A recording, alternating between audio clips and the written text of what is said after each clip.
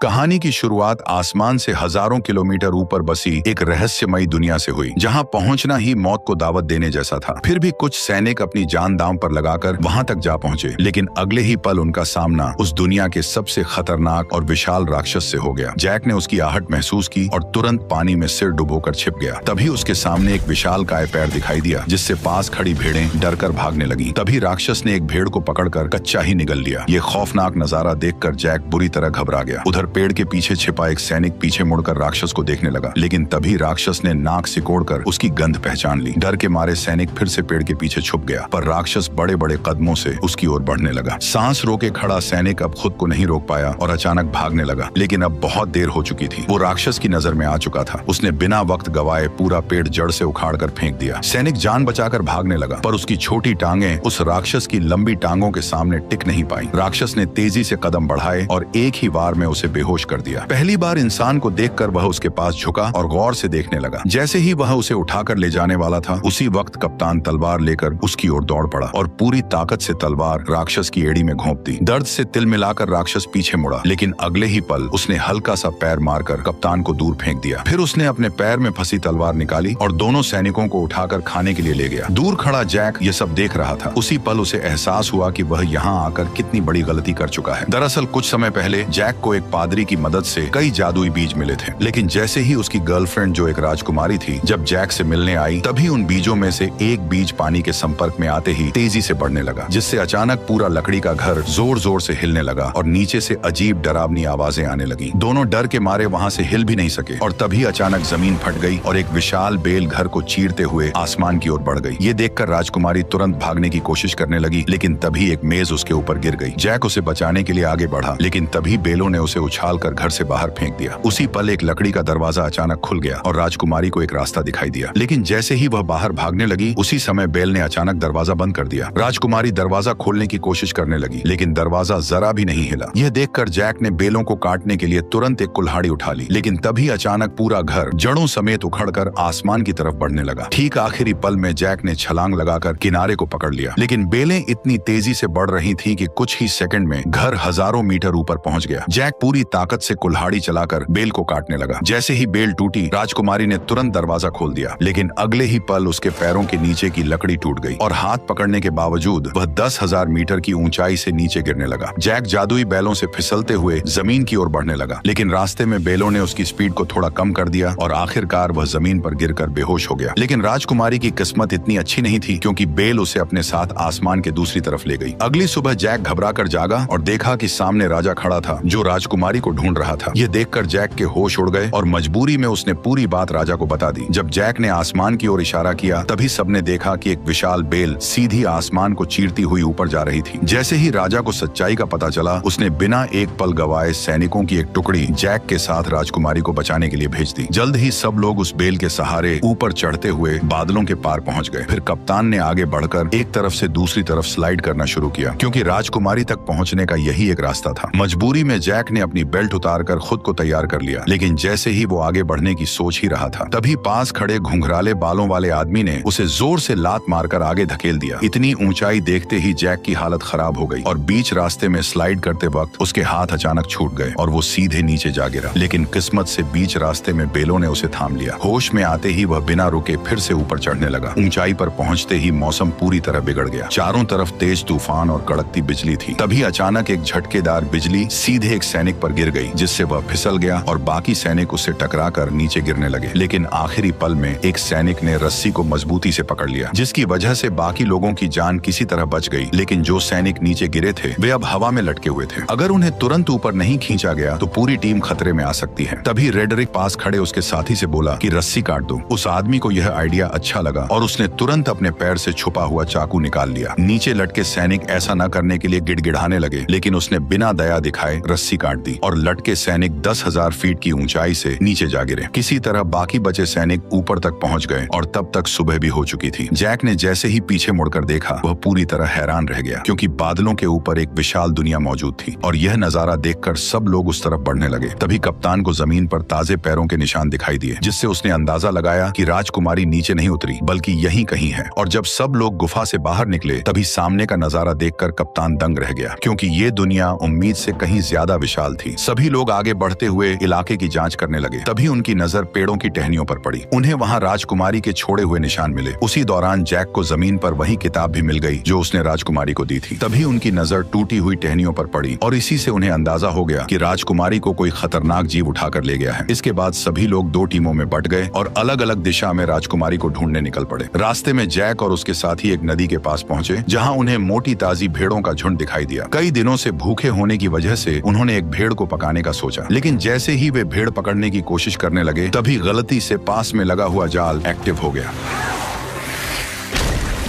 Jack ने तुरंत अपना चाकू निकाला और पूरी ताकत से जाल काटने लगा। उधर कप्तान भी रस्सी काटने की कोशिश कर रहा था, लेकिन तभी उसकी नजर एक अजीब चीज पर पड़ी। पास के सारे कौवे अचानक घबराकर उड़ गए और सारी भेड़ें भी एक साथ दूसरी दिशा में भागने लगीं। कप्तान को कुछ शक हुआ, पर वो फिर भी रस्सी काटता रहा और जैसे तैसे वे दोनों जाल से निकल आए। लेकिन तभी जंगल से डरावनी आवाज गूंज उठी और उसी पल एक विशालकाय दानव उनके सामने आया और दोनों सैनिकों को पकड़कर अपने साथ ले गया। जैक चुपचाप दानव के पीछे पीछे चलने लगा ताकि सही मौका मिलते ही वो साथियों के साथ राजकुमारी को भी बचा सके। दूसरी तरफ रेडरिक दोनों सैनिकों के साथ एक चट्टान के किनारे पर पहुंच गया। गंजे आदमी को लगा कि इस तरह ढूंढते रहना बेकार है और वह कोई दूसरा रास्ता खोजने के लिए आगे बढ़ने लगा। लेकिन तभी रेडरिक ने अपनी चाल चल दी। अरे देखो, वो रही इज़ाबेल। जैसे ही गंजा आदमी वापस मुड़कर चट्टान के पास आया तभी रेडरिक ने मौके का फायदा उठाकर उसे सीधे गहरी खाई में धक्का दे दिया।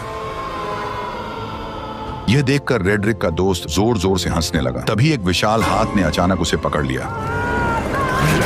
ठीक उसी पल पीछे से एक और पहाड़ जितना बड़ा दानव उसके सामने आ गया। रेडरिक डर के मारे वहीं जमीन पर गिर पड़ा और जल्दी जल्दी अपने बैग में कुछ ढूंढने लगा। लेकिन जैसे ही दानव उसे पकड़ने के लिए हाथ बढ़ाने लगा, ठीक उसी पल रेडरिक ने एक चमकता हुआ ताज बाहर निकाल लिया। ताज को देखते ही दानव वहीं रुक गए, मानो किसी अदृश्य ताकत ने उन्हें जकड़ लिया हो। दरअसल ये एक जादुई ताज था। जिसके हाथ में भी ये शक्तिशाली ताज होता, दानव उसकी हर बात मानने को मजबूर हो जाते। उधर जैक दानव का पीछा करते करते उनके ठिकाने तक पहुंच गया और वहां का नजारा देखकर वह हैरान रह गया, क्योंकि चारों तरफ खूबसूरत झरने और ऊंचे ऊंचे पहाड़ थे जो किसी स्वर्ग से कम नहीं लग रहे थे। वहीं पर दो सिर वाला दानव राजकुमारी को एक पिंजरे में कैद किए हुए था। फिर वह उसे बाकी दानवों के पास ले गया जहां सारे दानव इकट्ठा होकर उसकी तरफ देखने लगे। तभी वो दानव भी लौट आया जिसने कप्तान और उस मोटे सैनिक को पकड़ा था। उसने उन दोनों को लाकर पिंजरे के पास फेंक दिया। यह देखकर दो सिर वाले दानव को शक हुआ कि शायद और भी इंसान यहाँ मौजूद हैं। इसलिए उसने जमीन पर पड़े एक मोटे सैनिक को पकड़ लिया और उसकी गर्दन मरोड़कर उसे जिंदा ही निगल लिया। इसके बाद दानव ने उसके कवच को बाहर थूक दिया, पर जैसे ही वो दानव कप्तान को धमकी देने लगा कि वह राजकुमारी को भी खा जाएगा, तभी पास से एक आवाज आई जिसने सबका ध्यान अपनी तरफ खींच लिया। दरअसल वो आवाज किसी और की नहीं बल्कि उसी गद्दार रेडरिक की थी। उसके सिर पर पहने ताज को देखते ही बाकी सभी दानव तुरंत घुटनों के बल झुक गए और उसी पल उसका असली प्लान सबके सामने आ गया। वह सीधे दो सिर वाले दानव के सामने गया और उसे घुटनों पर आने का हुक्म दिया। उसके सिर पर ताज देखकर दो सिर वाला दानव मजबूरी में झुक गया और फिर रेडरिक उसके चेहरे पर पैर रखकर धीरे धीरे चलते हुए सिंहासन की ओर बढ़ गया और उसी पल से रेडरिक दानवों की दुनिया का नया राजा बन गया। उसने इंसानों पर हमला कर पूरी दुनिया जीतने का ऐलान कर दिया। उसकी बातें सुनकर दानव सेना बहुत ज्यादा खुश हो गई, पर दो सिर वाले दानव के दिमाग में कुछ और ही चल रहा था। उधर दानव ने कप्तान को पकाने के लिए उठाकर सीधे चिपचिपे आटे पर फेंक दिया। वह जितना छटपटाया उतना ही उसमें फंसता चला गया। तभी दानव आगे बढ़ा और उसने कप्तान के ऊपर मुट्ठी भर आटा पटक दिया। इसके बाद दानव ने बड़ी ही घिनौनी हरकत की।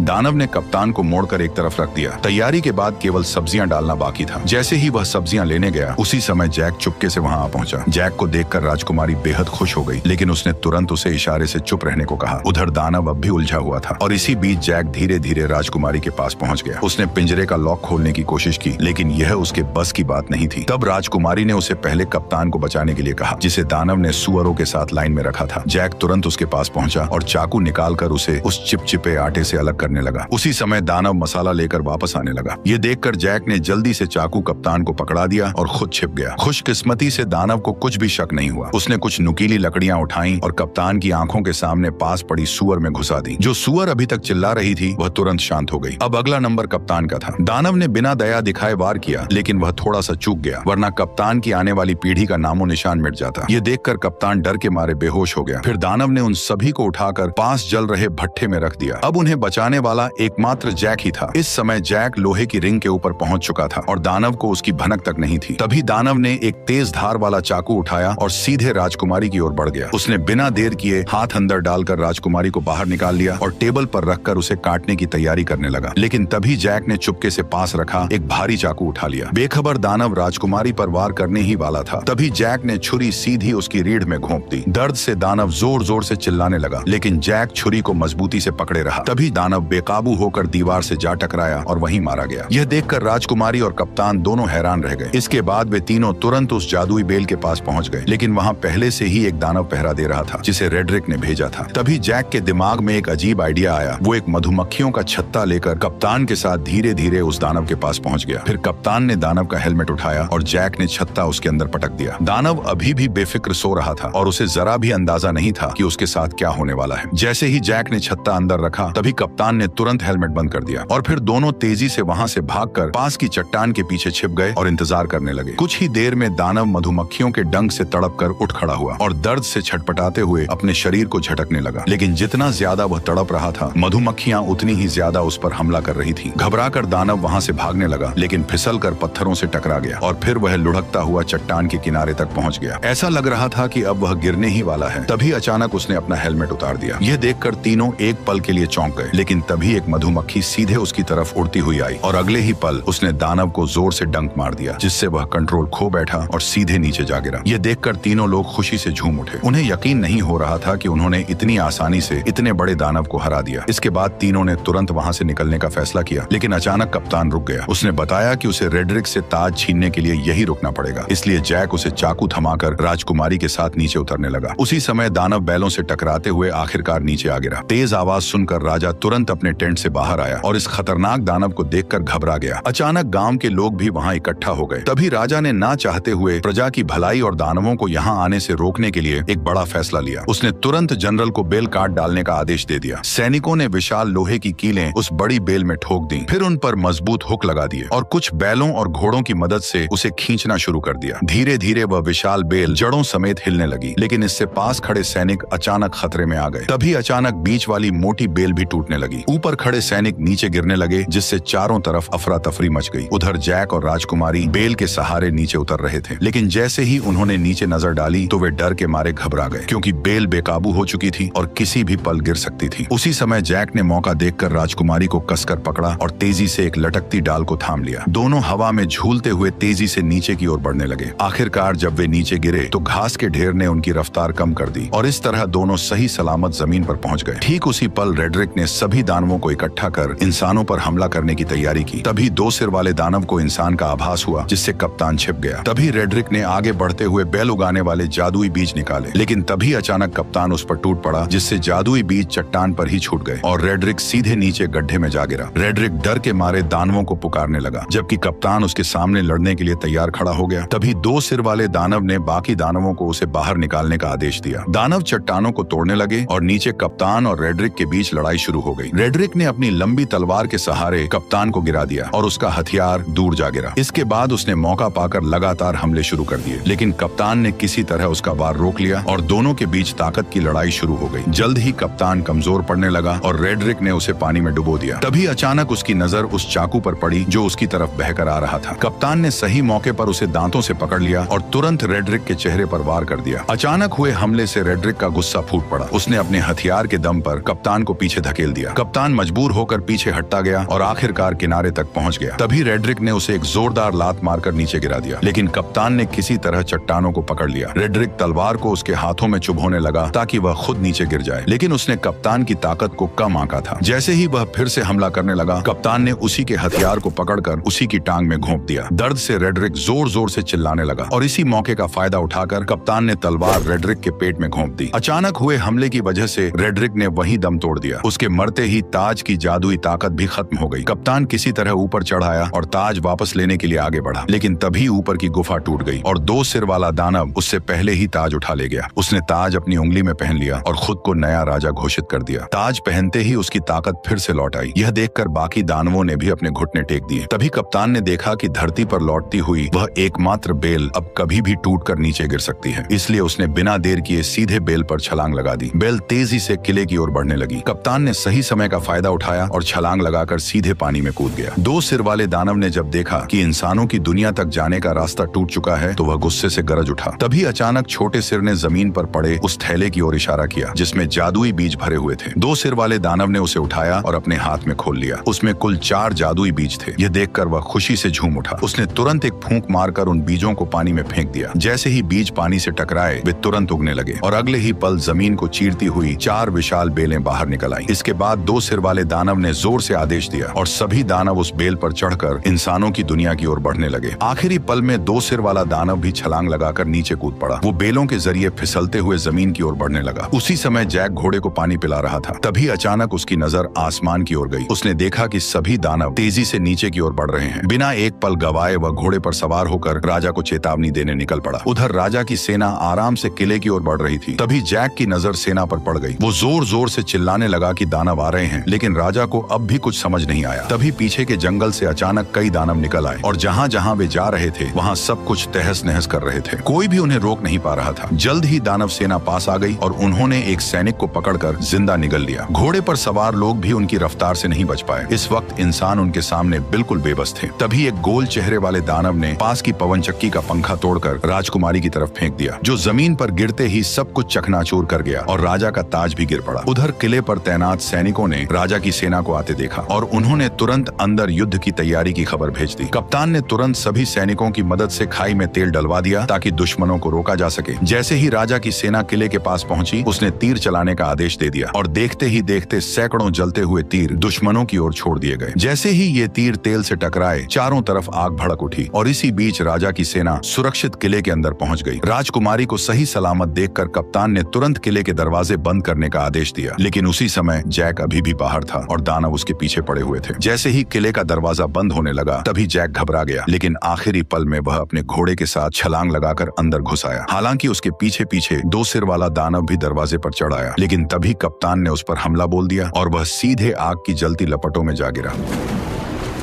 जल्द ही आग ने उसे पूरी तरह घेर लिया, लेकिन हैरानी की बात यह थी कि उसके अपने लोग भी उसे बचाने नहीं आए, बल्कि बस खड़े खड़े उसे जलते हुए देखते रहे। उधर लोग अभी आपस में बात ही कर रहे थे कि अचानक आसमान से एक बड़ा लोहे का घंटा तेजी से किले की ओर आया। उसने दीवार को ध्वस्त कर दिया और सीधे नीचे जा गिरा। इससे पहले कि कोई कुछ समझ पाता, अचानक युद्ध का बिगुल बज उठा। तभी 2 बड़े लोहे के हुक किले के दरवाजे की तरफ फेंके गए, जिन्हें दानव मजबूती से खींचने लगे। तभी इंसानों और दानवों के बीच खींचतान शुरू हो गई। असल में यह सब गोल चेहरे वाले दानव का प्लान था, जिसने और ज्यादा दानवों को बुलाकर किले के दरवाजे को तोड़ने का आदेश दिया। अंदर का माहौल पूरी तरह अफरा तफरी में बदल गया। राजकुमारी जैक को लेकर किले के अंदर की तरफ भागी। उधर बूढ़े राजा ने सभी सैनिकों को आदेश दिया कि वे दानवों को रोकने के लिए क्रॉसबो का इस्तेमाल करें। जल्द ही और भी दानव आ गए और उन्होंने पूरी ताकत से खींचना शुरू कर दिया। तभी कप्तान के आदेश पर सैनिकों ने कई सारे क्रॉसबो छोड़ दिए, जो सीधे लकड़ी के दरवाजे पर जा लगे। सटीक निशाना लगते ही सैनिक तुरंत क्रॉसबो गाड़ियों को पीछे खींचने लगे। किले की सेना टुकड़ियों में बट गई और राजा भी मदद के लिए आ गया। वो कप्तान से दानवों की कमजोरी पूछ ही रहा था कि तभी आसमान से एक जलता हुआ पेड़ गिरा, जिसने सैनिकों को अलग अलग बिखेर दिया।